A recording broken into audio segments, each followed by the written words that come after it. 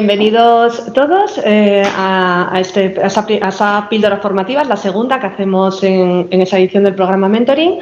La primera, si la visteis, fue la que hizo Vanessa Argüelles, del grupo PFS, está aquí su compañera Carolina. Y esa segunda la va a dar nuestro socio colaborador José Canseco, sobre talento, la gestión del talento en las empresas, en las organizaciones. Es un tema que me parece súper importante, sí lo ha sido siempre, yo creo que ahora mucho más, porque por la implicación que tiene ahora mismo, no solamente no solamente la captación de talento, sino también el mantenimiento de ese talento en las organizaciones. Ahora mismo hay fuga de talentos, ¿no?, en muchas empresas, y ese es un problema que bueno, seguro que a José Canseco ahora nos dirá. Él es el CEO de una empresa que se llama The Human Touch. Mía y de otros. Bueno, tuya y de otros, bueno, socio fundador de Human Touch, y lleva muchos años trabajando en esa temática. Entonces, bueno, os dejo sin más con él y subiré la grabación para que todos los que no han podido asistir la puedan ver. Y nada, os dejo con José. Muchas gracias. Gracias. Muchas gracias, Pepa. Bueno, gracias a la organización por la segunda oportunidad de explicar cosas y reflexiones y tener este foro con gente tan interesante como es gente de 20 y pico años que tiene toda esa carga emocional y de ilusión y de objetivos y de expectativas de cosas, si van a poder ser o no van a poder ser, si me va a salir, si me van a llamar. Y estáis en un momento, y os daréis cuenta, los próximos 10 o 15 años, tremendo en vuestra vida, ¿no? Y eso es muy bonito, y que me preguntéis lo que luego consideréis es muy interesante para una persona como yo, ¿no? Bueno, pues eso, yo me llamo José Canseco, soy asturiano de Avilés, hay aquí algunos queridos compadres de Avilés y bueno, pues llevo ya 24 o 25 años fuera de Asturias, la mitad de mi vida, tengo 48, me fui con 23, pues algo más de la mitad de mi vida llevo fuera de Asturias. Como decía Pepa, soy consejero delegado en una compañía de consultoría de recursos humanos, que se suele decir, ¿vale? Aunque nosotros somos una empresa de estrategia de personas, que no es exactamente lo mismo, puesto que intentamos utilizar a las personas y aprovechar el valor y el talento que tienen las personas para tener impacto en la cuenta de resultados de las compañías, no solo hacer cosas, Eso es una gran diferencia, como decía antes el compañero, entre las compañías que hacen cosas, ¿no?, porque tienen que tener un departamento de recursos humanos, o se lo toman en serio, creen que el talento y las personas son más que un currículum o una serie de formaciones y demás, y que aportan un valor individual, singular a las compañías. Nosotros pensamos en esta segunda opción, ¿no? También trabajo en una compañía de eficiencia energética, placas solares, molinillos y cosas de estas, donde pues tengo la función de director de personas en Europa y en Latinoamérica, en las operaciones que estamos empezando a tener en Latinoamérica. Y estas son mis dos actividades principales, una en consultoría y otra en línea, como quien dice, ¿no? A veces los colegas de profesión pues se quejan un poco, ¿no?, de la dificultad que tiene hacer una carrera en consultoría y no poder hacer una carrera en línea, o hacer una carrera en línea pero no poder entrar en la consultoría. Yo tengo la enorme fortuna, porque me siento muy, muy afortunado, de poder hacer y haber podido hacer en el pasado esto de forma más o menos paralela, ¿no? Tengo otras actividades secundarias, como son la docencia, puesto que soy profe en algunas escuelas de negocio, sobre todo en Madrid y demás. Soy empresario, porque he fundado algunas compañías y ahora estamos ahí con el germen de una también, que es posible que vea la luz en algún momento de finales de este año o principios del que viene. He creado compañías en Estados Unidos y soy advisor de comités de dirección y consejos de administración de algunas compañías, ¿vale? Es una labor más bien secundaria, aunque te quita tiempo, te aporta mucho, pero te quita tiempo. La temática es un poco la gestión del talento. Pues, yo tocaría los dos puntos, el punto macro y el punto micro. Y voy a empezar por el micro, ¿no? Y es que hay mucha literatura sobre esto del talento y sobre lo que es el talento y cómo evaluamos el talento y cómo formamos el talento y tal, pero hay poca literatura científica de lo que esto es, ¿no? Y el talento no son personas.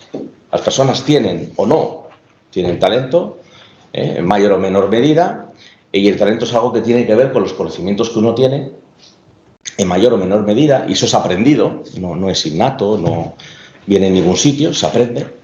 Tiene que ver con las capacidades que uno tiene, sean físicas, o sean cognitivas, o sean emocionales, ¿vale?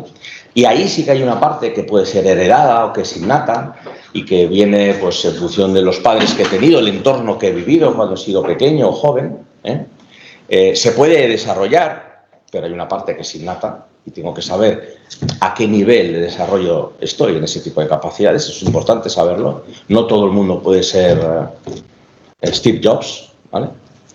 Y luego hay una parte que tiene que ver con las habilidades, y las habilidades son cómo hacemos las cosas, ¿no?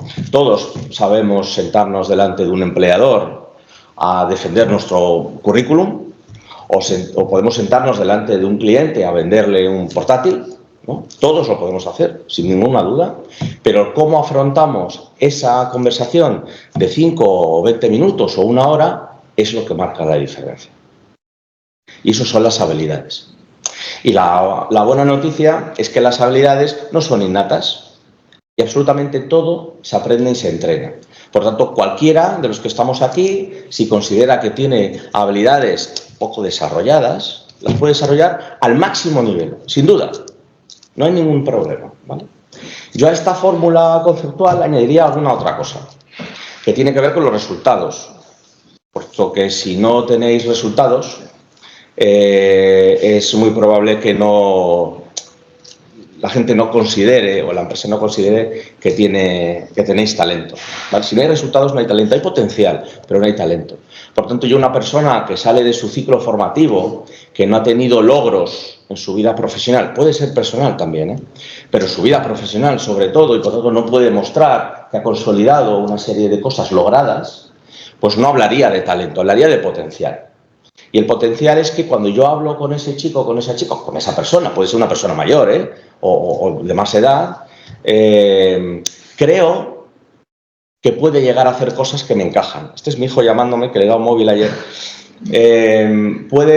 Creo que puede hacer cosas que nos encajan a la compañía. Yo tengo una expectativa de que esa persona que no ha llegado a resultados en el pasado, porque no se ha visto en la situación, puede hacerlo. Y como es una expectativa, no es talento, es potencial de futuro. Ese potencial en algún momento se tiene que consolidar. Y cuando se va consolidando, se convierte en talento, ¿vale? Y me falta una última cosa, porque todo lo que estamos diciendo aquí, de esta primera versión en micro, es importante, y hay diferentes escalas de grises o de colores en función de qué persona, de qué profesional de vosotros o de otros estemos hablando. Pero hay algo verdaderamente importante y que los últimos 10 años, cada año que pasa, está siendo más difícil en las compañías.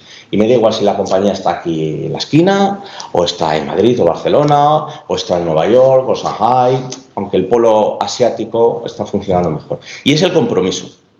Hay una crisis de compromiso y de lealtad a las compañías impresionante. Eso es lo más importante. Cuando contratamos a gente, yo creo que es interesante que la persona sea una buena persona, sea una persona positiva. Eso no tiene que ver con la carrera profesional, tiene que ver con la actitud, con lo que uno afronta la vida, ¿no? Y se puede cambiar, por supuesto. Y lo segundo más importante es el compromiso. Si yo veo a esa persona trabajando en ese departamento, en tal o cual fábrica o despacho o oficina, y creo que se va a comprometer y va a tener lealtad con la compañía. Y se puede evaluar, Eso es un problema, porque no está sucediendo. Y cada vez sucede menos, ¿vale? Hay una cosa que se llama ghosting, que están sufriendo muchísimo las compañías en todo el mundo, también las españolas, y muchísimo en Silicon Valley. En Silicon Valley está ocurriendo algo que sirve de termómetro en cosas que van a pasar aquí, en este lado del mundo, dentro de un año aproximadamente, entre 9 y 12 meses. Y es que hay una desafección muy importante entre los ingenieros jóvenes, vamos a decir, o los tecnólogos jóvenes, con los directivos. Entre los que uno piensa y lo que otros piensan.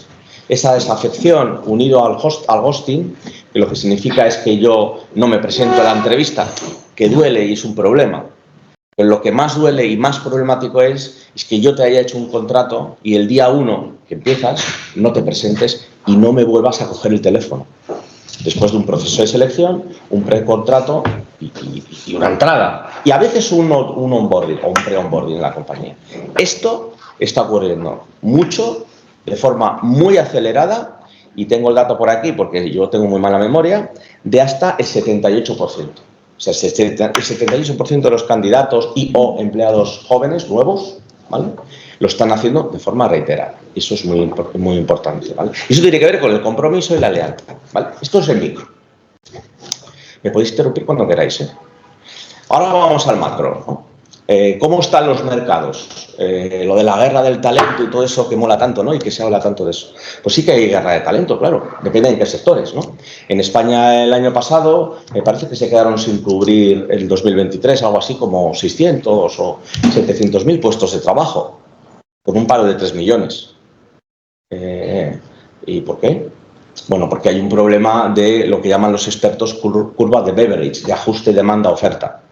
Es decir, estamos generando profesionales, sobre todo en aquellas materias o en aquellos huecos de mercado donde no son tan necesarios. Y donde son necesarios no estamos generando tantos profesionales. Porque me sobran en un sitio y me faltan en otro, ¿vale? Eso es un problema importante. Pero además el mundo, dices, ahora va a tirar al mundo, sí.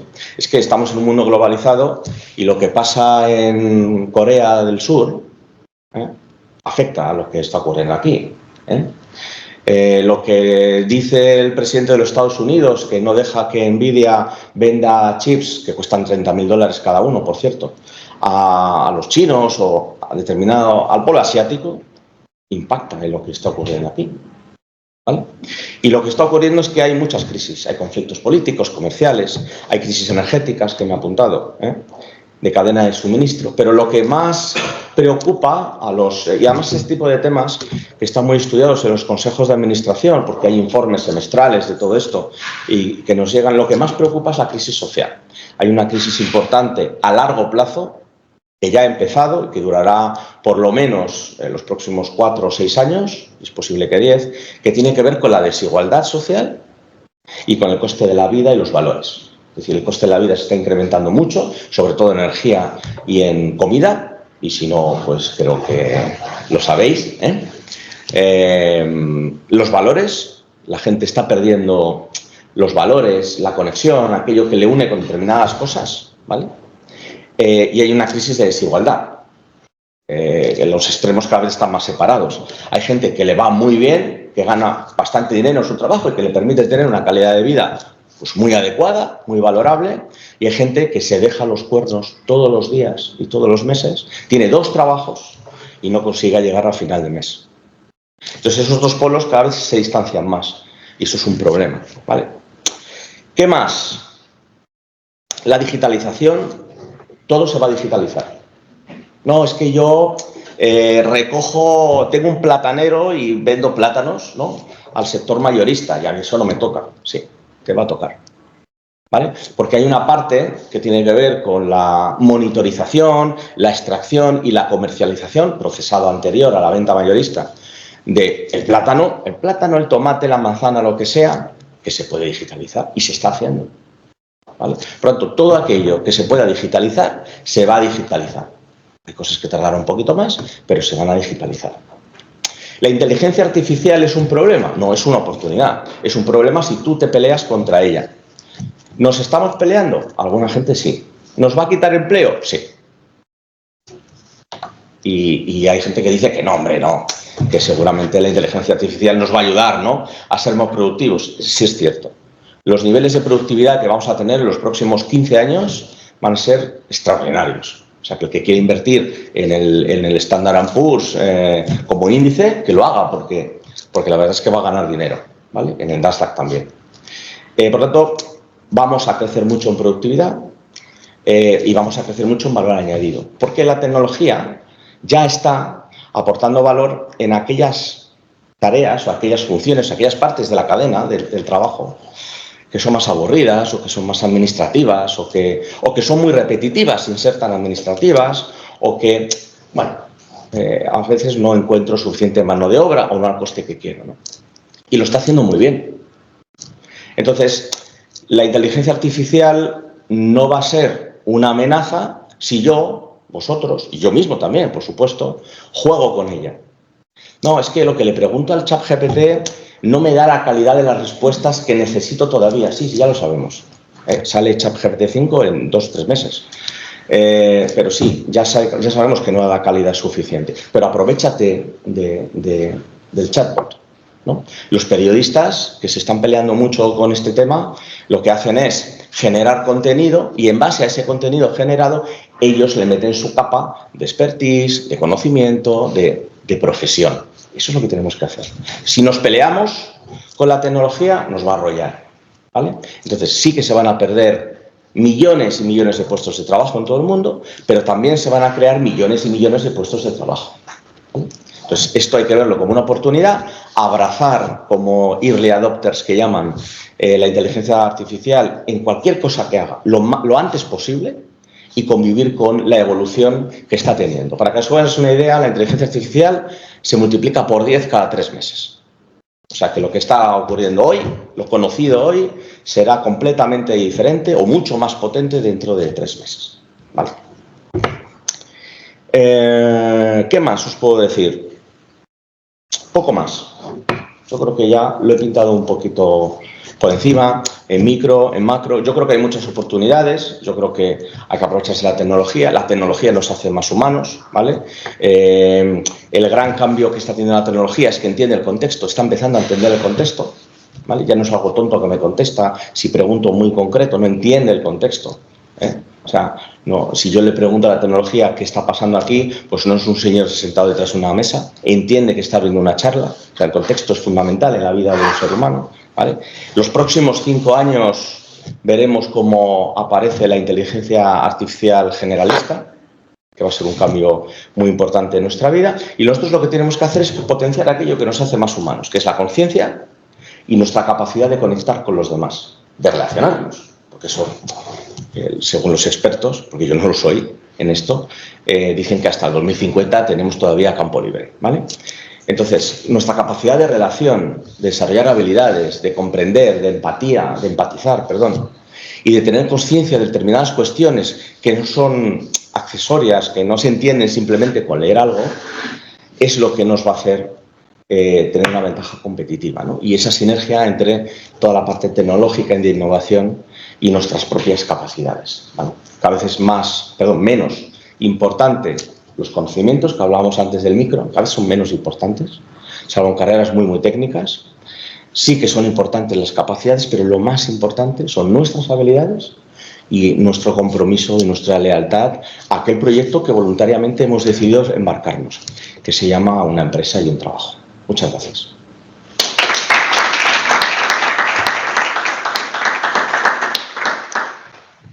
Y preguntarme lo que queréis. A ver, voy a empezar yo. Yo quería un poco profundizar más en ese compromiso, no solamente es porque estemos aquí en Compromiso 021 también, que nosotros estamos comprometidos con Asturias, sino ese compromiso con las empresas.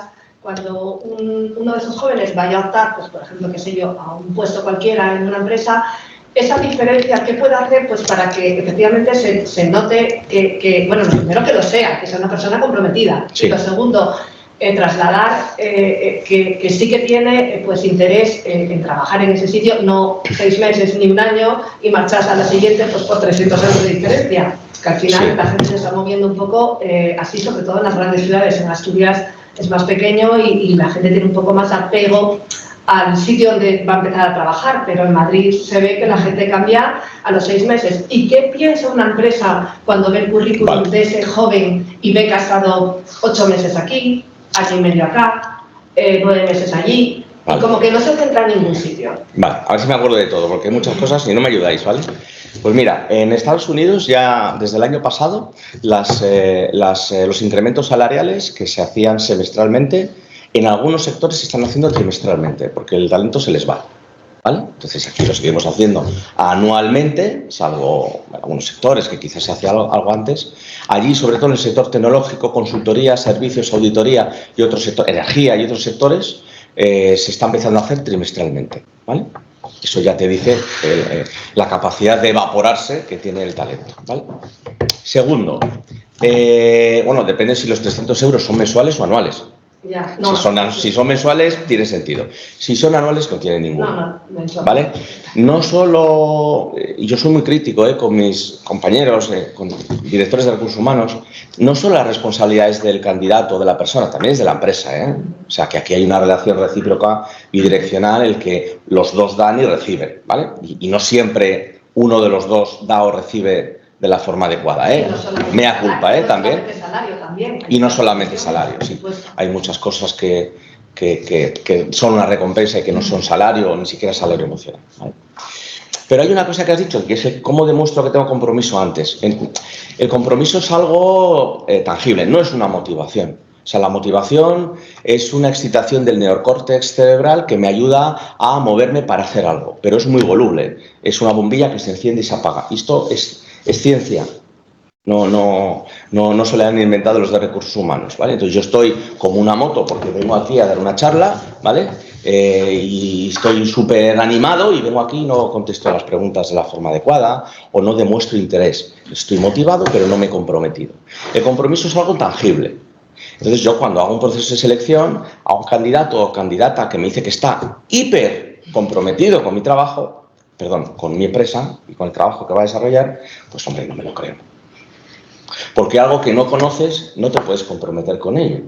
Hombre, si resulta que tu padre, tu tío, tu amigo, tu no sé quién, sí que ha sido o es empleado de la compañía, porque tú tienes información de calidad de cómo es trabajar aquí, sí que me creo que puedas estar comprometido por esa expectativa, por esas ganas de trabajar con nosotros. Si no es así, tú no puedes estar comprometido con una compañía o con una cultura que no conoces.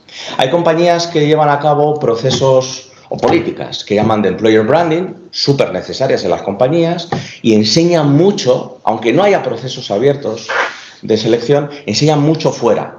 Porque precisamente lo que quieren tener es un ecosistema de gente alrededor que les interesaría trabajar con ellos, y en el momento que tienen necesidades de personal es mucho más sencillo coger aquello, porque ya nos conocemos. Ahí sí que estoy generando compromiso. En el resto de las situaciones el compromiso se genera cuando entras en la compañía. Entonces, ¿cómo evalúo? Sin muchas herramientas, porque hay herramientas para hacerlo, ¿no? Pero sin muchas herramientas, ¿cómo evalúo que un candidato o candidata realmente tiene un interés? Pues porque hace cosas diferenciales cuando está en un proceso de selección y se implica. Solamente el 1% de los candidatos o candidatas de cualquier edad llaman por teléfono para preguntar, o mandan un correo o un WhatsApp o el canal que sea para preguntar cómo va su proceso de selección. Solamente el 1%. Por tanto, si tú lo haces, ya le has ganado, y es un candidato cualificado, por supuesto, ya le has ganado el 99% del resto de candidatos que hay ahí. O sea, no hay que tener vergüenza. Hay que tener vergüenza, pero hay que atreverse a hacer cosas. ¿Vale? Bueno, pues... Dale. Aquí para responder... Fácil, ¿eh? Creo que sí.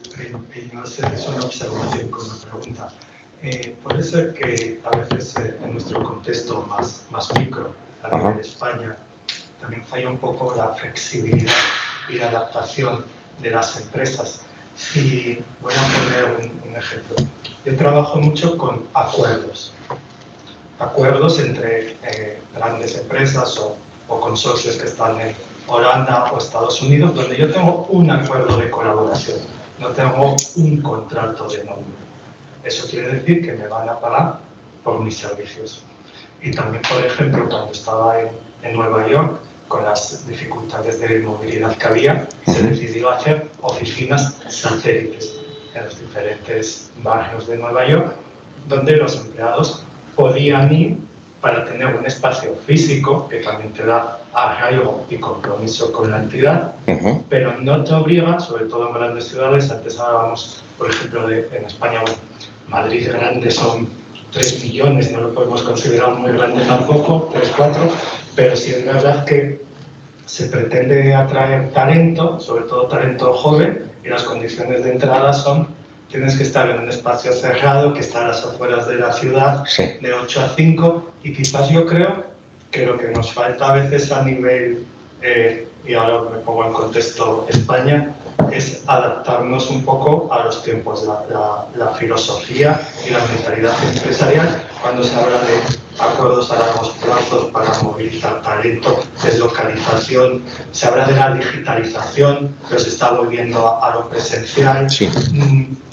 Tienen por qué. Estamos en regiones periféricas y se ofrecen trabajos, pero tienes que estar físicamente en Madrid. Este tipo de cosas creo que a lo mejor nos falta también avanzar, como decías, no solamente dar, también del otro lado, que se ofrece para atraer y mantener el talento. Bueno, yo te hago una reflexión. Hombre, Nueva York está muy bien comunicada, ¿eh? La gente no suele vivir en Manhattan, suele vivir en Staten Island o suele vivir en New Jersey o ya sabes, ¿no?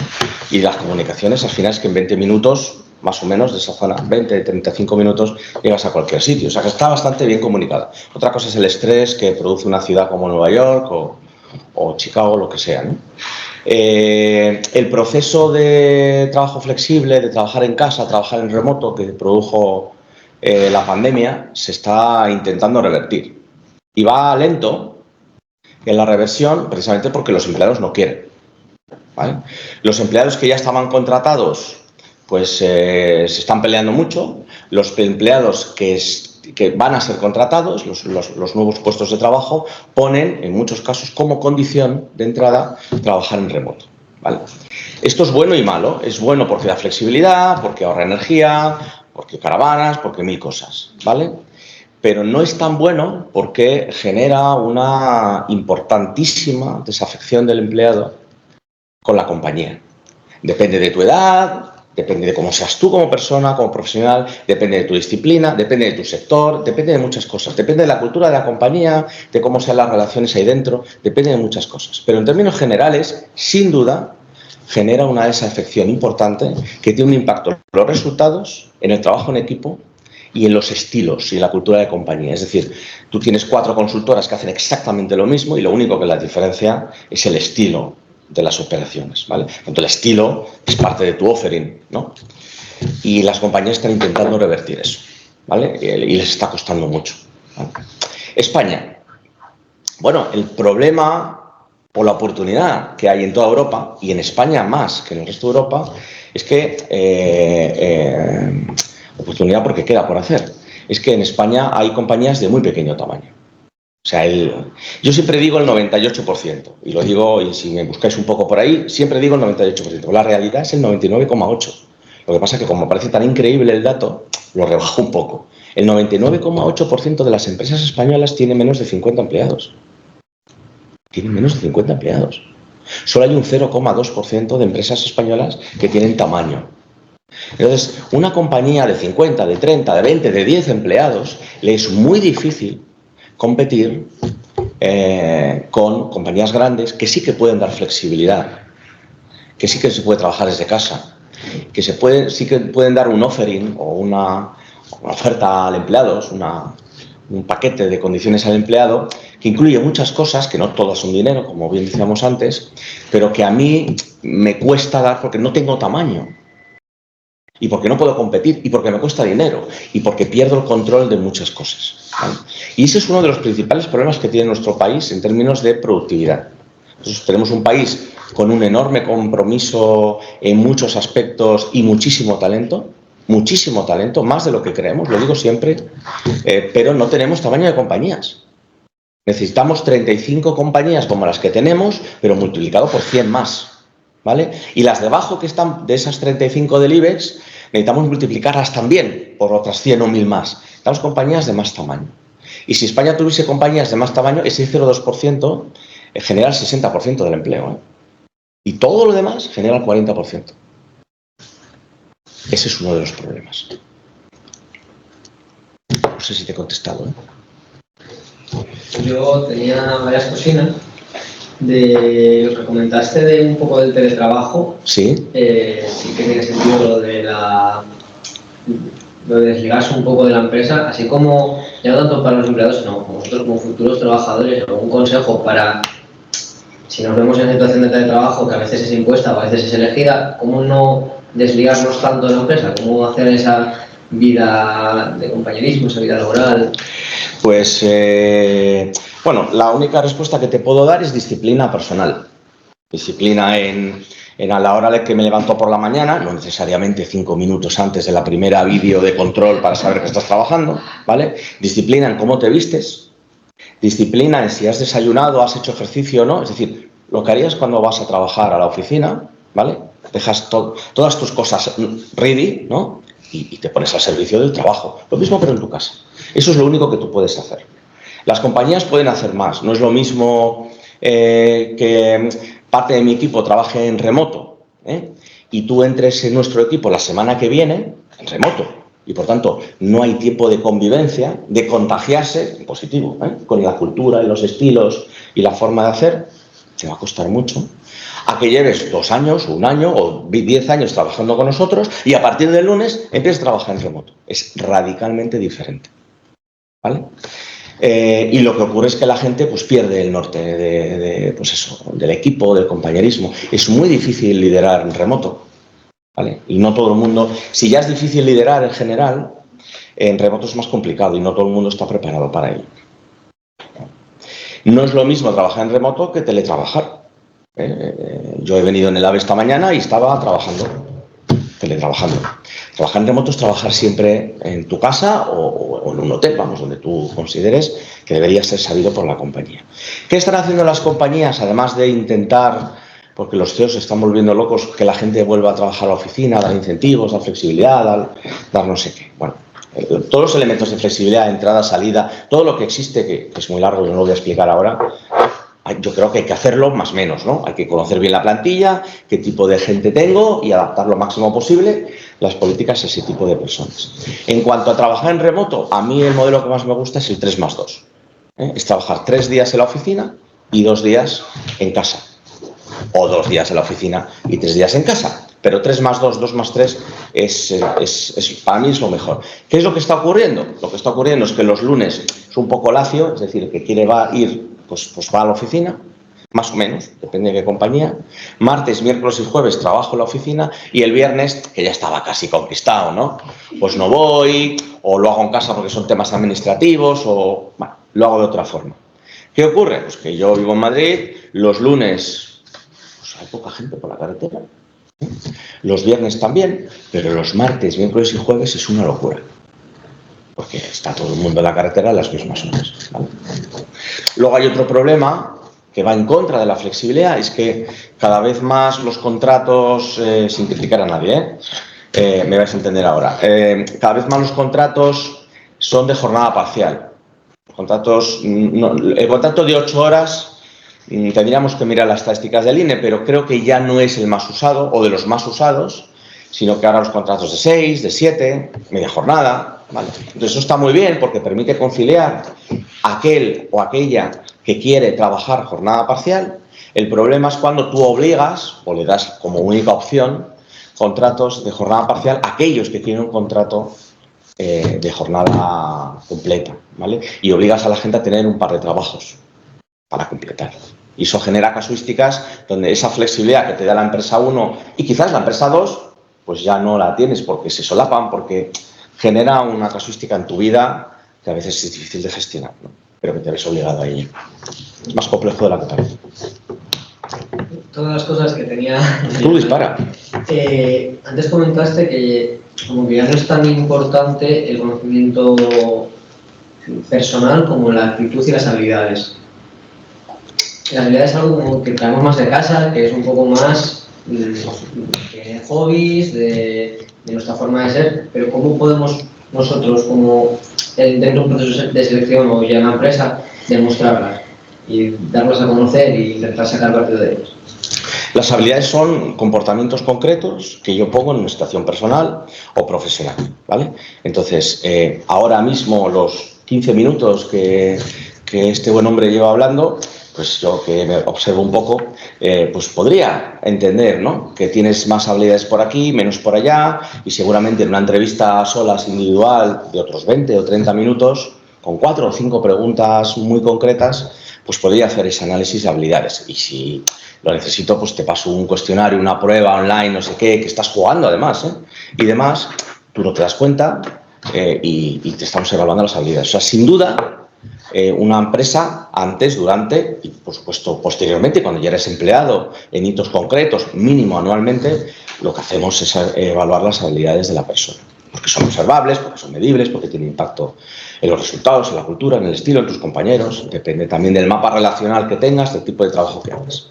pero se puede con un margen de error muy pequeño. El accuracy actualmente, el porcentaje de acierto de las herramientas que tienen más o menos inteligencia artificial, pero que evalúan empleados, candidatos, el promedio está en torno al 80% y las mejores están sobre el 98-96%. Eso es el pleno al 15%, ¿sabes? O sea, eso están entendiendo cuál es tu perfil, ¿vale? Y lo que yo siempre le digo a los candidatos o a los profesionales que me piden, que me preguntan, de cualquier edad, es que tu perfil como profesional no es solo tu currículum, no es solo tu LinkedIn, ¿ok? No es solo tu hoja de vida, ¿eh? Bueno, no hay ningún extranjero, ¿no? Pero es mucho más. O sea, tu dimensión humana y profesional no tiene nada que ver con tu currículum y tu perfil de LinkedIn. Tu currículum y tu perfil de LinkedIn es un mero atractor para que alguien coja un teléfono o te mande un mensaje y quiera sentarse a hablar contigo, ¿ok?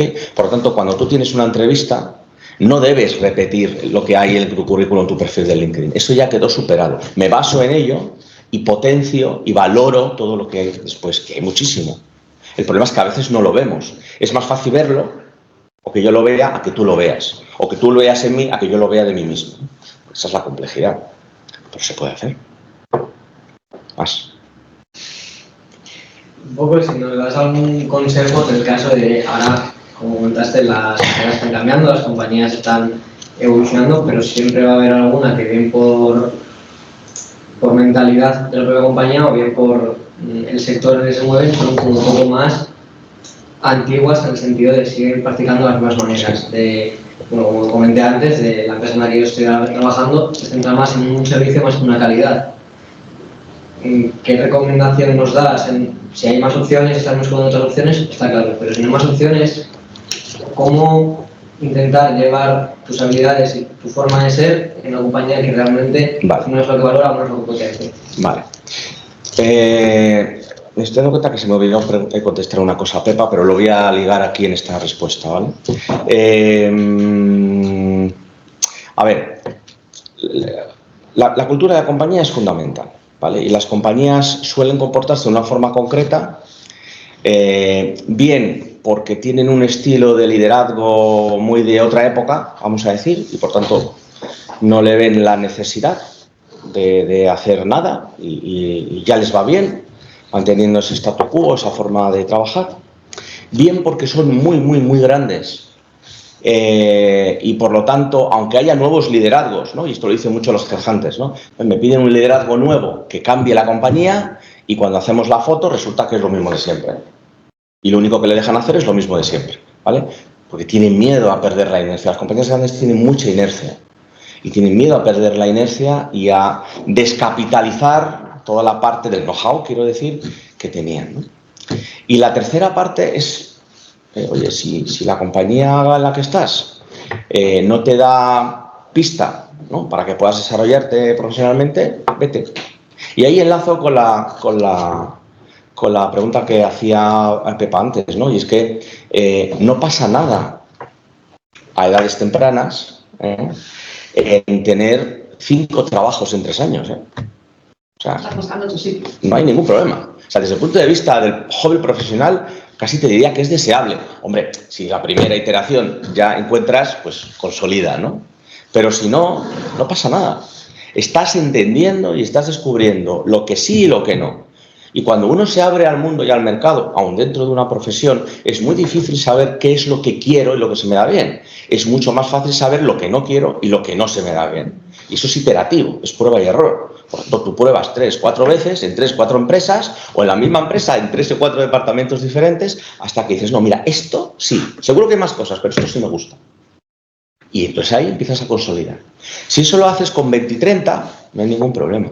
Si eso lo haces en un momento de pandemia, mucho directivo y manager aprovechó para hacer eso en la pandemia, ningún problema. O sea, cuando hay ríos revueltos, no hay ningún problema. Cuando hay una crisis grande, no hay ningún problema. Si resulta que tienes 40, 50, cerca de los 60 años y toda tu historia profesional es así, pues casi que hay una sintomatología que me puede dar a pensar que están ocurriendo cosas más allá de esto. Por aquí, ¿no quiere preguntar?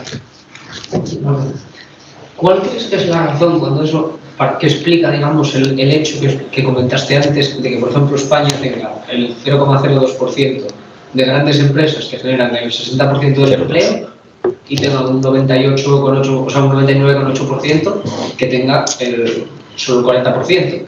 ¿Crees que es más, o sea, factores fiscales, institucionales, de asimetría de lo que también comentaste de oferta-demanda, de pues, que no encuentro ese talento para ampliar frontera, aumentar mi tamaño?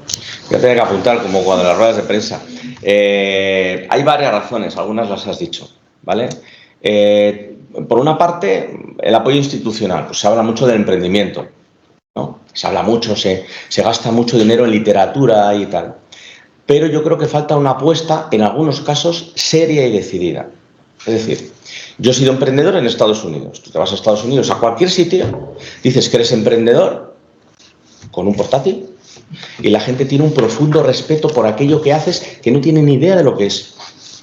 Pero tiene un profundo respeto por ti porque te has atrevido a hacer algo que a saber si te saldrá bien. Tú dices que eres un emprendedor en España, pues vas dando pena. No te toman en serio, hay Pruvin, y no me lo invento, es real, ¿vale? O con otra forma de decirlo, ¿no? Pero, y eso no puede ser. Porque es un futuro empresario o empresaria que es probable que genere empleo. ¿Vale? Por tanto, con la parte institucional hace falta un apoyo serio y decidido en políticas concretas y quirúrgicas. El gran cañón no sirve para nada, sirve la cirugía. ¿Vale? Igual que en la generación del empleo. Las políticas de empleo no suelen tener éxito precisamente porque son grandes trazos. Hace falta pequeños trazos quirúrgicos en función de las necesidades y las peculiaridades del colectivo, del sector, de lo que sea. ¿Vale? Eso por un lado, ¿no? ¿Qué más ocurre? Bueno, el tamaño de las compañías. Segundo, no voy a decir la palabra, ¿no? Pero digamos, hemos disminuido toda la parte industrial que tenía España. En parte por cambio de régimen democrático. Bueno, si lo quieres llamar así, vale. En parte porque no podíamos competir. En parte porque entramos en la Unión Europea y no venía bien. O sea, hay muchas razones y nos vamos a equivocar en muchas y en otras acertaremos. Pero nos hemos cargado, que es lo que quería decir antes, la parte industrial en nuestro país, que es una parte del sector de un país que genera empleo de calidad a largo plazo y de alto poder económico y de salario, ¿vale? Llevo dos razones. Tres, no invertimos. Tú necesitas dinero para tu compañía, ¿vale? Estás facturando 1 millón, has hecho break-even a los 6 meses, como nos pasó en Food Tapas, y nadie te da dinero. O sea, sí, dice, no, yo te voy a invertir 10.000 euros. ¿Para qué quiero 10.000 euros? Para nada. O sea, la inversión, no, porque es que... Y la gente quiere analizar hasta el límite de que ya el Excel ya no dice nada, porque ya está tan analizado que ya no dice nada, para tener la certeza de que los 10.000 euros se van a convertir en 30.000 dentro de 3 años. Eso no es invertir, eso es plazo fijo. Entonces, cuando te vas a Europa y te vas a Estados Unidos, la gente invierte. Tú dices, yo quiero montar una compañía de inteligencia artificial. ¡Qué guay! ¿De qué? No tengo ni idea. Pero tengo ahí 3 problemas que me gustaría solucionar, ya los perfilaré. Y te ponen 1 millón encima de la mesa. No es tan sencillo, pero hay otra confianza. Por tanto, la inversión es fundamental. Hace falta que inviertan y la gente invierta profesionalmente en las compañías sin buscar solo un plazo fijo, sino con la fe de que ese profesional o que ese emprendedor lo puede lograr. Porque el inversor, y yo soy inversor, muy pequeñito, pero soy inversor, cuando invierte, no invierte en la idea, invierte en el tío y la tía y el equipo que está detrás. Y yo creo que ese equipo lo puede llevar a cabo y me creo lo que me dicen. Ya sé que el 40% de lo que me dicen, pues a lo mejor no se logra, o más. Pero me lo creo. Y esa es otra parte del problema. Y luego hay otra parte que tiene que ver con la I+D+I, si lo quieres llamar, o con la innovación. Y es que también hablamos mucho de innovación, pero en España no se innova tanto. Las grandes compañías, pues gracias a Dios sí, ¿no? Pero no se dedica tanto ni PIB ni inversión privada a innovar. Y las compañías de otro corte, anglosajón o de otras compañías, o de otros países, perdón, en Francia, por ejemplo, en Alemania, en Holanda, invierten mucho más. O sea, la inversión está en parte en su ADN. Y no es algo procedimental para llegar a un sitio, es parte de su ADN. Por tanto, si hablamos de la industria, si hablamos de la inversión en startups, si hablamos de la inversión en I+D+I y si hablamos de apoyo institucional y lo juntamos todo, pues no tenemos empresas de tamaño. Es mi opinión, ¿eh? Añadiré una cosa más, que estando de acuerdo con todo, solo que tenemos un problema educativo. Pues mira, se me había olvidado decir la parte educativa. Sí. Y la educación en general en este país sí. no está orientada al emprendimiento, al contrario, está sí. educada en otros valores, digamos, ¿no? más clásicos. Y eso es parte al final de que no haya gente luego al final que quiera invertir su vida y su esfuerzo en jugársela a montar una empresa, vamos, básicamente, y luego hacer que esa empresa tenga un volumen, porque luego también hay una cuestión de ambición. El desajuste oferta-demanda viene por ahí. O sea, la universidad, y no solo la universidad, no está orientada al tipo de profesional que las compañías esperan que salga del mercado, ¿vale? Esto se analiza buscando un año, 2023, y viendo qué tipo de profesionales salen en el 2023 al mercado, de todo tipo de profesiones y todo tipo de niveles educativos. Y uno ve que estamos poniendo la inversión o el músculo, la universidad, donde no están pidiendo las compañías. Eso se arregla con acuerdos de colaboración público-privada. Eso se arregla con formación profesional. Luego, cuando lo dices en las administraciones, dices, sí, claro, la formación profesional, que no llegan a acabar en muchos casos porque se incorpora al mercado laboral, pero es que cada plaza de formación profesional en España cuesta 3 o 3,5 veces más que una plaza en la universidad española. Y la Universidad Española tiene una tendencia y arrastra un histórico que es muy difícil de cambiar. Y luego tenemos la parte más social y más familiar. Y es que pues España ha tenido la historia que ha tenido los últimos 50, 40 años. Hemos crecido muchísimo. Y entonces los jóvenes que ahora tienen 20 años son frutos de padres que les han dado toda la formación, porque sus padres, los míos, nos han dicho que teníamos que tener, por supuesto, una carrera y si era un máster o dos, mejor. Y nosotros hemos trasladado eso hacia abajo hasta nuestros hijos, los que están aquí ahora, porque entendemos que tienen que tener lo mismo que nosotros, ¿no? Cuando quizás no. En otros países se está formando amas de casa en prompt engineering o en programación, en tareas muy concretas, en funciones muy concretas. Gente no tiene ningún tipo de formación. En cursos de 3 años, que en el de 3 meses, que en el cuarto mes están trabajando. O sea que los periodos de formación en todo el mundo se están acortando mucho y se están haciendo mucho más operativos, mucho más concretos. Para eso no hace falta tener una carrera profesional, una carrera universitaria, perdón. Para otras cosas sí. Entonces, depende de aquello que te quieras dedicar, tendrá sentido una carrera universitaria o un grado, incluso un máster, o no hará falta, en absoluto, algo así. Porque al final los másters y los grados que estamos haciendo en muchos casos te dan la parte, si conoces lo del T-shape, te da la parte de la T, la parte ancha. Sabes un poco de todo y mucho de nada, pero no necesitas el palo de la T. Necesitas saber muchísimo de muy poco. Y ese nivel de macroespecialización no lo estamos acabando de hacer en España. Por eso hay un desajuste entre oferta y demanda, entre otras cosas. O sea, gracias por el pase.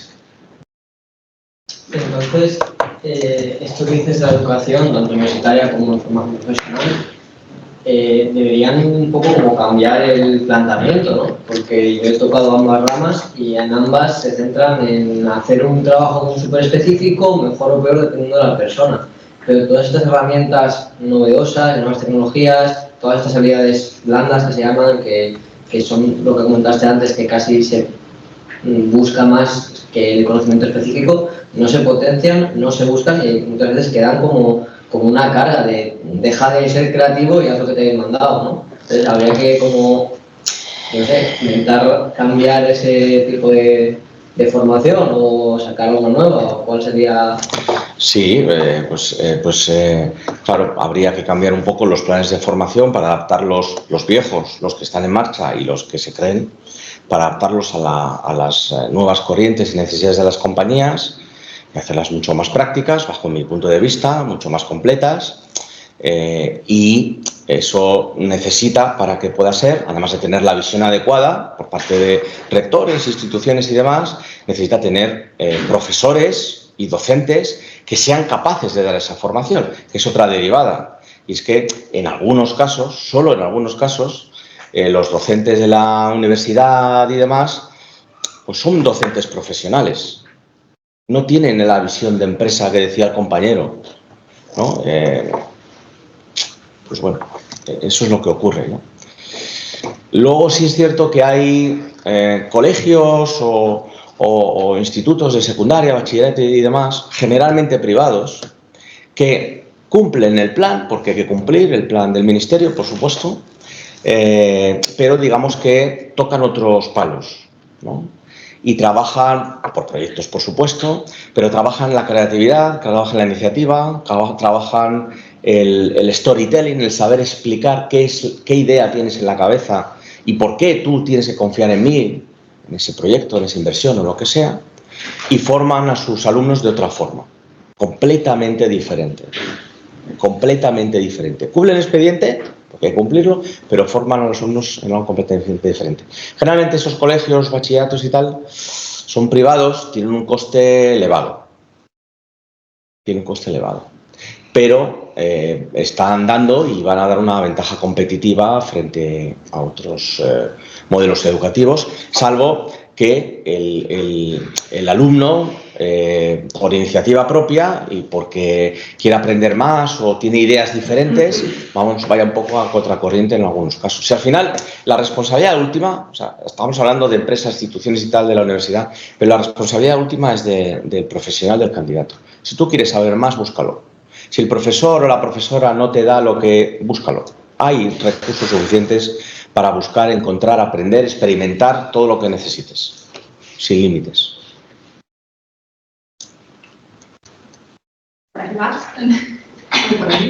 Este lado también, ¿no?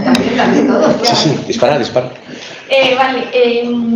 Yo quería profundizar un poco en lo que has comentado al principio de las entrevistas, de que estaba aumentando el ghosting y demás, porque has dicho que es como una falta de compromiso con la empresa, pero al final el compromiso es lo que se gana cuando entras en la empresa durante tiempo. Entonces, no sé qué está fallando ahí, si es como una deshumanización completa del empleado y de la empresa, de como que no te ves formando parte de eso y te da igual, o que vienes ya quemado de un mercado de que vienes de trabajos de poca duración y no te pone esa atención la empresa, entonces por eso mismo tú no pones luego la atención en la empresa a la que vas a acceder. Y hay otra cosa que iba a decir, que no me acuerdo. Bueno, te contesto esto de momento. Sí. Es un poco de todo eso. Es un poco de malas prácticas de algunas empresas de selección, consultoría, headhunting menos, ¿no? Porque es otra cosa. Sí. Eso, de los procesos de selección que a veces tú accedes a un proceso, vas pasando fases y llega un momento que tú no recibes ya información, que aunque te interesa no hay... Entendía que era eso, sí, no te preocupes. Sí, que yo creo que es un poco de eso, ¿no? Pues mala praxis de algunas empresas, no headhunting, porque es otra cosa, pero sí empresas consultoras de selección, da igual si son agencias de colocación temporal, no sé qué, o consultoras, departamentos de recursos humanos, que por mala praxis, por volumen de candidatos, por desidia, falta de profesionalidad, por un poquito de todo, pues han tenido esa desatención de los candidatos, ¿no? Y algunos podrían pensar que, bueno, pues ahora como hay más oferta en algunos casos que demanda, pues bueno, pues me aprovecho de eso y ahora soy yo el que hago ghosting y no te llamo. Podría ser un poquito de eso. El compromiso, claro, no puede ser con el trabajo porque no estás trabajando, me reafirmo en eso. El compromiso es con el proceso de selección. Si yo no me comprometo con esa candidatura, ¿no?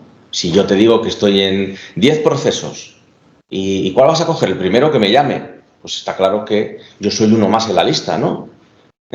Ahora, si estás en 10 procesos y para ti es importante tener la foto o la big picture de qué puedes elegir, por tanto, intentar llegar, que es difícil, ¿no?, al mismo tiempo, al final de todos los procesos, para seguir tener varias opciones y elegir aquella que más encaja con la carrera que quieres tener, a mí no me va a ofender que cojas a otra compañía en vez de cogernos a nosotros, porque ellos han sido mejores, han sido más competitivos, la oferta de valor al candidato ha sido mejor, pero te has comprometido con el proceso de selección.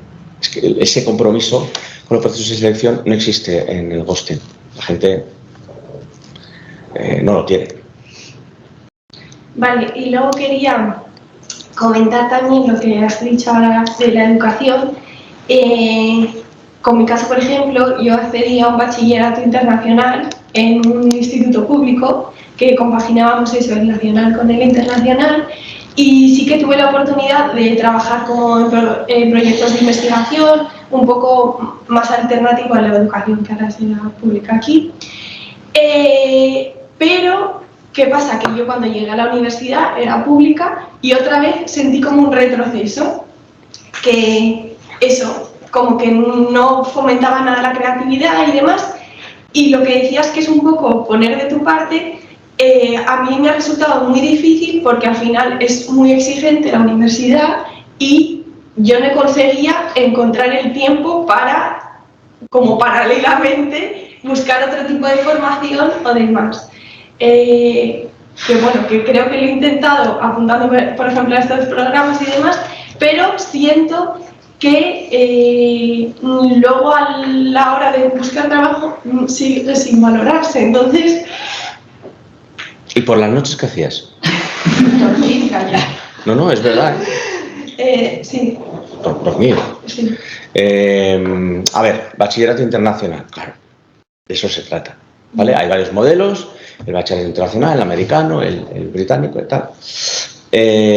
Va por ahí el tema. Pero luego llegas a la universidad y tienes el choque, porque no es tan fácil estudiar fuera en una universidad, ni económicamente, ni que te acepten, independientemente de la parte económica, ¿vale?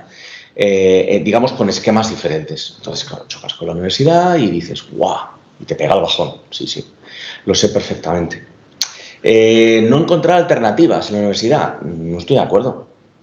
Yo estudié en una escuela de negocios, me tuve que pedir un préstamo personal, esto está grabado, no sé si decirlo, un préstamo personal para poder pagarlo. En la Semana Blanca mis compañeros iban a esquiar a Suiza y yo seguía estudiando. Me acostaba a las 3 de la mañana, me levantaba a las 7, dormía 4 horas. Claro, a los 4, 5, 6 meses, no recuerdo muy bien la verdad, le empecé a dar clases particulares a mis propios compañeros. Y al año y medio siguiente, me parece año y medio, 2 años después, me llamó a la escuela donde yo estudié porque querían que fuese profesor. Joder, algo diferente hice. Y te puedo asegurar que mi capacidad es la misma que la tuya. Ni más ni menos, un tío normal y corriente. Pero me esfuerzo. Entonces hay que hacer algo diferencial, diferente, y esforzarse un poquito más en algo. No solo es fuerza bruta, ¿vale? Para que la gente te vea de otra forma. Punto 1. Punto 2, las habilidades. Las habilidades. Aquí hay, no sé, 30 personas o 20 personas, las que sean. Y al igual que vosotros me estáis leyendo ahora, depende del ojo que tengáis, ¿no? Me estáis leyendo y estáis entendiendo qué tipo de persona, profesional o empresario soy. Yo, aunque no mire directamente, estoy viendo por allí qué actitud tienen y qué tipo de profesional creo que pueden ser. Y eso son formas de comunicar, verbal o físicamente, actitudes y formas de pensar. Y eso es lo que marca la diferencia. Realmente, nuestra sociedad, la española, es una sociedad prácticamente de servicios, y una sociedad de servicios, el cómo desarrollas el trabajo y con qué calidad y con qué servicio es lo que marca la diferencia. Te van a contratar por eso.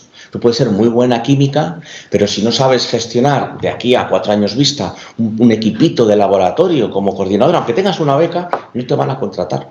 Sí, pero yo soy muy buena química, ya. Pero esto pasa porque dentro de 3 o 4 años tú puedas coordinar. No te van a pagar por ello de momento, pero puedas coordinar un pequeño equipo de 3 o 4 personas. Eso requiere saber explicar, saber hablar, saber comunicar, saber trabajar en equipo, tomar decisiones, analizar, tener empatía, muchas cosas. Había otra mano. Yo lo que quería preguntar va muy relacionado con esto, y es que yo ahora estoy estudiando tercero de ADE y quiero especializarme en banca de inversión y estoy ahora buscando prácticas para hacer en verano. Y me pongo a hacer los procesos de selección y lo que me encuentro es gente que estudia en el IE o en universidades muy prestigiosas. Y claro, siento que me va a costar mucho llegar a las entrevistas finales porque igual ya me descartan solo por el hecho de que no tengo esa formación. Entonces, ¿cómo puedo mostrar yo el compromiso que tengo? Porque sé que lo tengo si no puedo llegar a la entrevista. ¿Cómo consigo llegar a esas entrevistas en un puesto que es un puesto alto? Es un puesto alto, además. Bueno, a ver, unas prácticas de banca de inversión no son, o sea, son menos genéricas que otras y estoy viendo a la gente que se apunta a esas cosas. Bueno, esto es una pregunta muy específica, ¿vale? ¿Por qué? Porque precisamente la gente o las compañías que se dedican a la banca de inversión, una de las cosas que hacen es analizar muy bien los temarios y los docentes que dan esos programas. Entonces yo, desconociendo un poco, quiero pensar que esa empresa o empresas saben en qué cuestiones se incide en el temario del IE o de otra institución y qué tipo de profesores, suelen ser profesionales, hay detrás. Y por tanto les interesa esa corriente formativa, ¿ok? Y tú estás en la otra. Eso es un problema. Y lo que yo haría es como el que vive en Madrid y dice, no, yo quiero trabajar en Boston, ¿vale? Y le manda currículos a empresas de Boston y no le hace caso ninguna. O sea, no cierra ninguna agenda, ¿no? Y luego dice, no, mira, voy a hacer una cosa. Me voy a ir a Boston un mes y entonces 3 meses antes o 2 meses antes le voy a decir a las empresas, este mes de noviembre voy a estar en Boston entre este día y este día, porque voy a estar haciendo entrevistas y hablando con gente del sector o de la profesión en la que me quiero dedicar. Eso es diferente. Ya estás aquí mentalmente.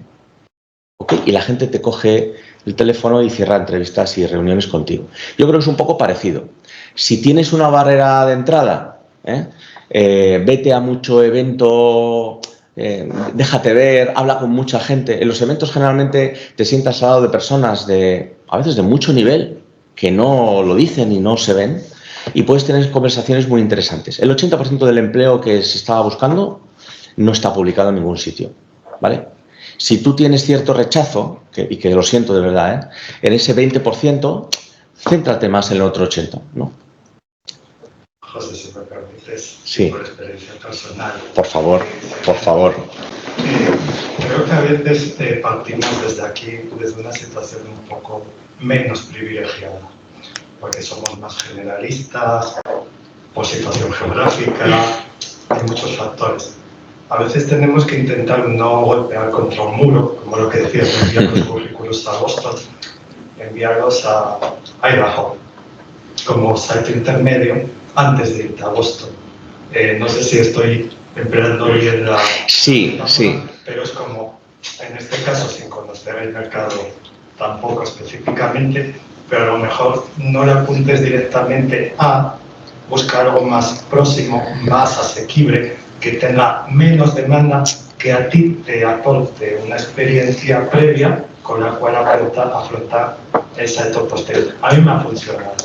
Es decir, saliendo también de ADE, además, por eso me he identificado mucho, y acabando en relaciones internacionales, siempre me preguntaban, ¿en qué escuela de relaciones internacionales has estudiado? Y yo, hice ADE, la Universidad de Oviedo, los ojos como platos, ¿sabes? ¿Y cómo? Pues saltando, ¿no? Primero algo más regional, después algo más internacional, y a veces funciona. Hay que ser un poco más paciente y más constante, como decía también José, ¿no? Dormir menos horas a veces, pero si esa es la meta, hay que buscar cómo sortear los obstáculos, porque a lo mejor directamente concretas a Boston, como decía, pues no te acaba ya. Sí, yo decía Boston porque sabes que es la entrada europea, pero tienes razón. Y que a veces yo insisto mucho con lo de hacer cosas diferentes, de verdad. Mire, yo te cuento una experiencia personal de hace muchos años. O sea, a veces, igual que el dinero no está cada vez más en un salto, es decir, no hago un contacto y el dinero está ahí, el dinero, el cliente, ¿vale? Hay que hacer varios saltos y el dinero está allí, pero he pasado por 4 personas, solo conocí a la primera. Las otras 3 han sido fruto del primer contacto. Esto ocurre un poco igual. A mí me pasó una cosa cuando yo estaba en aquella escuela de negocios en Barcelona, y yo tenía una muy buena amiga que era asturiana, y era mi amiga de la escuela de negocios y tal. Y su amiga tenía un novio que vivía en Asia, en Sahara, ¿vale? Que la habían destinado allí hacía poco. Entonces ella quería trabajar allí, pero claro, asturiana, no teníamos experiencia, muy poquita, ni ella ni yo, y me decía, José, ayúdame, ¿cómo puedo hacer para que una empresa española, ¿no? Porque tampoco el inglés le iba muy bien y tal, pues me contrate, pues eso, en Shanghai, o por ahí, ¿no? Y no tengo ni idea.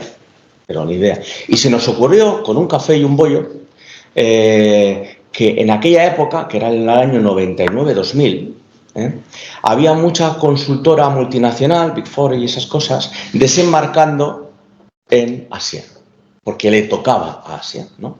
Ni ella ni yo teníamos experiencia en consultoría, ni nada que se le pareciese, ¿vale? Entonces lo que hicimos fue, yo no estaba interesado, era un tema de ella, yo la ayudaba, llamar a las Big Four, cada una de ellas y alguna compañía más de consultoría, una época donde Internet era otra cosa, por teléfono, mandando un currículum, intentando cerrar una reunión y tal, y explicando que, que nos íbamos a ir de viaje a Shanghai porque queríamos trabajar allí, porque conocíamos a gente, familia, no sé qué, y queríamos tal. O sea, aquí la clave fue cómo era esa llamada y cómo era ese email. O sea, que el email y la llamada, la persona que estaba al otro lado notase, por la conversación o por el escrito, que ahí había algo diferente. Y lo conseguimos. Lo que ocurrió es que dos compañías, que fueron Deloitte y Pricewaterhouse, nos hicieron a los dos, yo estaba interesado, 2 ofertas de empleo para trabajar en Shanghai con contrato indefinido. Nos pagaban un máster en Shanghai que no entendíamos porque decíamos, pues estamos terminando uno. Que sí, pero los negocios aquí son diferentes. Nos pagaban un máster de 1 año, nos daban casa y nos daban 3 meses para acomodarnos. Y firmamos un contrato en Madrid, en Barcelona. Dices, fue casualidad, hicimos algo diferente, diferencial, nos atrevimos, es un poquito de todo, ¿vale? En aquel momento la clave era que el email fuese al grano, fuese profesional y se dejase entrever cosas. Y luego la conversación telefónica fuese acorde a eso que he visto. Y luego la presencial, pues dijese, sí, estos 2 son los que quiero fichar. Y así fue. Ella se fue, yo me quedé. Porque no era mi objetivo. No tiene que preguntar algo. ¿Nada? No. Bueno, ¿algún consejo a la hora de hacer alguna entrevista y todos estos temas? Es algo que la verdad que da un poco de mérito así las primeras que tienes que hacer. Pues preparársela muy bien, hacer un poco de actor o actriz frente al espejo al principio, en serio, lo digo, y luego con un amigo, amiga, pareja, padre, madre, no, de verdad, por la subjetividad y la carga de mi hijo, que tiene 10 años, es el mejor del mundo, y punto. O sea, lo siento mucho, pero es el mejor del mundo, ¿vale? Con un hermano, una hermana, con un novio, con una pareja, por supuesto, con un amigo, alguien que te conozca un poquito, tampoco hace falta que... y que te saque punta. La típica persona analítica que mete ahí el dedo y critica, en el buen sentido y tal, pues sí. No una persona, un par o 3, ¿vale? Y prepararte bien la entrevista. Entonces, primer consejo. Y segundo consejo, si estás empezando a entrar en el mercado laboral y sabes que tu trabajo serio, ¿no?, el que de verdad te importa, va a estar de aquí a un par de años o 3, ponte a hacer muchas entrevistas sin que te importe que te digan que no, porque te vas a foguear. Llegará un momento que vas a ir muy rodada, ¿vale? Cuando te interese la entrevista de verdad. Y tercer consejo, que es muy viejuno, pero que funciona y yo creo que hay que hacerlo, es que cada vez que salgas de una entrevista, reunión tal cual, según sales te vas a la cafetería de al lado. No andes 20 minutos o cojas el metro o te montes en el coche con tu padre para que te hagas. No. En la cafetería de al lado coges una hoja en blanco y haces un análisis de lo que querías hacer y de lo que te ha salido. En papel y en ese momento, en fresco. Entonces, cuando tengas 30 papeles, haces una auditoría de todo eso, ¿vale? Porque en 1 o 2 te puedes equivocar. En 20 o 30 es posible que no. Y esa foto, ese feedback personal es muy valioso. Los que hacen esto les sale muy bien, luego llegas a la edad profesional adulta y los directivos o los profesionales no vuelven a hacer un DAF o un feedback personal en su vida, cuando hay que hacerlo mínimo 1 vez al año. ¿Vale? Más. Antes hablaste de LinkedIn. Pues ya, la cuota ya a tope, ¿eh? Yo soy muy curioso. Que sí, dale, no hay problema. De LinkedIn, bueno, la inteligencia artificial al final se ha automatizado en prácticamente todos los sectores, ha entrado para automatizar prácticamente todos los sectores, vaya. Imagino que también la búsqueda de trabajadores y de talento es uno de ellos. Entonces, sí. Si nos puedes dar algún consejo, ya desde nuestro punto de que estamos como buscando ahí esa zona, intentando vendernos esas habilidades, esos conocimientos, algún consejo, porque yo creo, por cosas que he escuchado, que los que buscan talento ya no es tanto un trabajador, sino un algoritmo y luego el trabajador revisa. Entonces, ¿algún consejo, algo que nos puedas dar para vendernos mejor de cara a LinkedIn, de cara al currículum, a qué cosas potenciar, qué cosas un poco dejar más de lado? Sí, una muy buena pregunta. Pues mira, las grandes compañías, y yo me atrevería a decir, es un dato que me estoy inventando, que el 70% de las medianas, si no más, ya utilizan RPs o herramientas de selección, preselección, criba y evaluación automatizadas, ¿vale? Realmente, por ser puristas, no utilizan, y nosotros en nuestra compañía además comercializamos un par, no utilizan una inteligencia artificial real, o si lo quieres llamar, llámalo IA débil, ¿no? Es decir, que conecta datos, hace evaluaciones en base a patrones y algoritmos, pero no piensa. Eso es por ser purista. Ninguna piensa, de hecho. Sí, algunas piensan. Sí. Luego hablamos de eso, ¿vale? Es la IA fuerte, ¿no? Pero luego hablamos de eso. Entonces, dicho esto, hay bastantes. Yo creo que yo conozca en Europa puede haber 5 o 6 softwares diferentes, y en el mundo seguro que más, porque todos los días salen, que son capaces de automatizar en torno a un 90%, 95% los procesos de selección. Y nuestros clientes, algunos, lo hacen y se desentienden. Se desentienden significa que yo hago un perfil del tipo de candidato que busco, lo publico en la herramienta lo publica en LinkedIn, donde haya que publicarlo, recibo mi currícula, mi data, 30, 300, 3000 currículums, los filtra en función de un esquema, pero ya no lo tocamos, ya lo hace solo, ¿vale? Los filtra, te manda los emails, los WhatsApps, las pruebas, las corrige, te rankea, te pasa o no te pasa, te hace todo. Y el departamento de selección solo tiene visibilidad, si no se ha metido, porque te puedes meter en todo, ¿no? Si no te has metido, cuando le piden slots o le piden huecos en su agenda para tener reunión con esos 3, 5 o 7 finalistas. Eso es una realidad desde hace como mínimo 6 o 7 años. ¿Vale? Y está muy bien hecho. La inteligencia artificial o los automatismos que tenemos en Europa y en Estados Unidos, pero voy a hablar más de Europa, son muy legalistas. En Corea del Sur, que es la parte del mundo donde más desarrollada está desarrollada y más se usa la inteligencia artificial, junto con China y tal, pero sobre todo en Corea del Sur, pues en las universidades se enseña a los alumnos cómo engañar a la inteligencia artificial en los procesos de selección. Porque una máquina va a evaluar si cuando tú has grabado el vídeo respondiendo a las 3 preguntas, eres fiable, estás mintiendo, no estás mintiendo, confías en ti mismo, y hace un análisis de sentimiento donde identifica pues hasta 17 habilidades diferentes, o más, depende de la herramienta. ¿Vale? Entonces, ¿cómo trucar eso? ¿Ok? Bueno, con la reciente aprobación esta semana del reglamento europeo, esto va a limitar muchas de estas cosas, entre ellas hacer perfiles que luego se puedan usar. No sabemos hasta dónde va a llegar, pero de momento en lo que tú puedes engañar a la IA es como haces con LinkedIn, ¿no? Tú sabes que LinkedIn se basa en keywords, ¿no? Y al final lo que hacía el becario, pues ahora lo hace la máquina, y lo que hace es, teniendo un perfil, busca no solo en tu perfil, sino en tu perfil, en tu extracto, en tu interacción, en lo que contestas a mensajitos a la gente que te contacta, en lo que publicas, en toda la data que hay sobre ti en LinkedIn, busca keywords, busca metadatos para identificar qué alineación tienes o qué encaje con el perfil que ha publicado, en este caso LinkedIn. ¿Vale? Tú eso lo puedes trucar, ¿vale?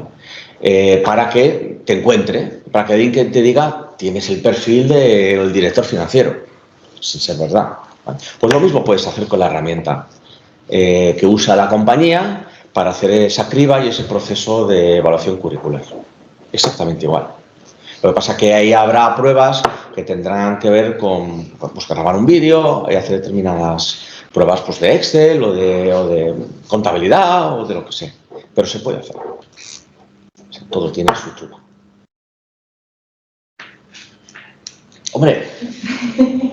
Estaba pensando un poco en lo que comentaba Pepe al principio, bueno, y escuchando un poco todo lo que se comentaba, que los jóvenes cada vez más pasan de puestos de trabajo, o sea, duran muy poco en los puestos de trabajo. Sí. Pero yo me iba a pensar que quizás también desde las empresas se pueden fomentar cosas, por ejemplo, algo que a mí me llama mucho la atención, que dentro de la misma empresa tienen posibilidades de crecimiento y de formación, quizás también para contrarrestar un poco esa insuficiencia educativa externa, para fomentar las habilidades personales que tanto se valoran y cada vez más, y también para cumplir con los objetivos de la propia empresa, como antes comentabas, de enfocarse un poco en el palito de la T, pero que quizás esto, aparte de que sea una responsabilidad del profesional personalmente, también en parte debe ser una responsabilidad de las empresas a la hora no solo de captar el talento joven, pero de mantenerlo, y sí. que eso les interesa. Sí, estoy muy de acuerdo contigo. Yo creo que en un promedio de mercado se da bastante formación en las compañías. Mira, ayer terminamos en Madrid una escuela de liderazgo que hacemos con varias empresas. Esta era una compañía naviera que hacemos desde hace, no sé, 8 años o algo así, a todo el equipo directivo y mandos intermedios y bueno, bastante gente. Se lo toman muy en serio. Entonces, lo que decían ayer es que, claro, llevamos, pues eso, 7 o 8 años trabajando. El primer año era, si me permiten la expresión, un huevo con una castaña. O sea, nadie se enteraba de nada. Y ahora ellos ven que hablan de otra forma, que se expresan de otra forma, que gestionan de otra forma, que evalúan de otra forma, ¿vale? Porque al final la formación es una lluvia, la formación no capacitante, o sea, no la formación técnica, la formación de habilidades es una lluvia fina que poco a poco te va calando, ¿vale? Y que tiene varios procesos. Tú entiendes lo que te están explicando, porque suelen ser cosas con bastante sentido común, lo entiendes, pero no te sale. Y la clave es que te salga, ¿vale? Teniendo en cuenta que desarrollar una competencia son 4 años de promedio, ¿vale? Esto es la media. Y ahora me voy al otro, al reto. Claro, es que es el problema que decíamos antes. Es que si tenemos un 98% de empresas de menos de 50 empleados, el tamaño del reto a veces no está a la altura del tamaño de la expectativa. Porque yo tengo 2 carreras universitarias, un máster y hablo 3 idiomas. Entonces, tío, a mí me tienes que dar, ¿me entiendes?, el tamaño del reto. Porque mi expectativa es así. Y lo entiendo y lo respeto, porque yo he estado en la misma situación. Claro, empresas pequeñas no tienen retos grandes, tienen retos pequeños. Y a veces empresas medianas no son capaces de generar los retos suficientes para que determinadas personas de su equipo, no todas, determinadas personas de su equipo, asuman responsabilidades. Cosas que tú, ¿te llamabas? Beatriz. Beatriz, tienes a favor frente a quizás otras personas del mercado. Y es que, primero, estás aquí. Es decir, vosotros no sois una representación de lo que hay en el mercado. En el mercado hay muchas cosas, hay de todo, ¿vale? Entonces estás en un foro concreto de personas, pues por lo menos de alto potencial, por lo menos, ¿vale?, que se preocupa, que tiene un compromiso o una implicación seguramente diferente, que tiene una formación diferente y que a veces hace itinerarios diferentes. Cuando vamos a la empresa hay de todo. Y cada vez más gente, desafortunadamente, no quiere responsabilidad. Ni jóvenes ni mayores, no quieren responsabilidad. Si tú no eres de esas, sino que tú sí quieres responsabilidad a medio y largo plazo, aprendiendo, consolidando, desarrollándote y quieres retos, primero lo que tienes que hacer es formarte para llegar al perfil. Y segundo es decirlo. O sea, se tiene que saber. La gente generalmente no explica en las compañías cuáles son sus ambiciones, porque se cree que tener ambición es malo. Entonces la gente no dice que yo quiero ser jefe. Porque, a ver, si digo que soy jefe, lo mismo van a pensar, ¿qué tal? No, de forma sana, hay que decir que uno le interesaría, cuando llegue el momento, tener responsabilidades de lo que sea, o de gerencia, o de lo que sea. Tienes que decirlo, ¿vale? Para que eso se instale en la bombilla de la persona o las personas que en tu compañía deciden, y cuando haya una necesidad o una oportunidad, se acuerden de Beatriz. ¿Vale?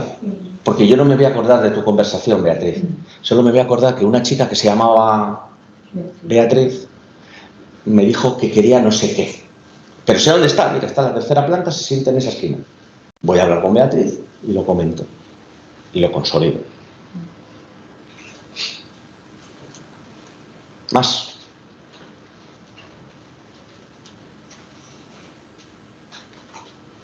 Pues, como me digáis. ¿Alguna pregunta más, chicos? Aprovechad ahora.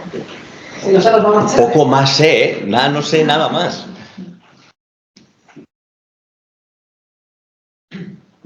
¿Alguien más tiene alguna pregunta? Bueno, pues nada, muchísimas gracias, José. A vosotros. La verdad es que fue una charla, vamos, a mí me parecía súper interesante, me encanta el tema además y bueno, muy apropiada también al momento que a vosotros os toca ahora vivir y comenzar a vuestra andadura profesional. O sea que nada, gracias. A vosotros.